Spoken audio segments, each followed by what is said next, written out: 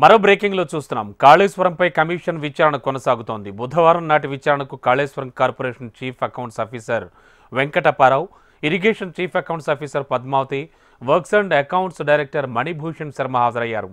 అధికారులపై కమిషన్ ప్రశ్నల వర్షం కురిపించింది. ఏ ప్రాతిపదికన లోన్లు తీసుకుంటారని కమిషన్ ప్రశ్నించింది. ప్రభుత్వ అప్రూవల్తోనే కార్పొరేషన్ లోన్కు వెళుతుందని అధికారులు కమిషన్కు తెలిపారు. నాబార్డు నుంచి అప్పులు తీసుకున్నామని వెంకటప్పారావు తెలిపారు.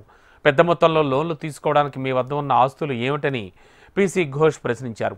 రామగుండం ఎన్టీపీసీకి నీళ్లను సరఫరా చేయడం ద్వారా వచ్చే ఆదాయంతోనే మెయింటెనెన్స్ చేస్తామని ఆఫీసర్లు వివరణ ఇచ్చారు. ప్రాజెక్ట్ ప్లానింగ్ ముందే లోన్ తీసుకోవాలనుకున్నారా అని పీసీ ఘోష్ ప్రశ్నించారు. ప్రభుత్వం ఎలాంటి కేటాయింపులు చేయలేదని పద్మావతి తెలిపారు.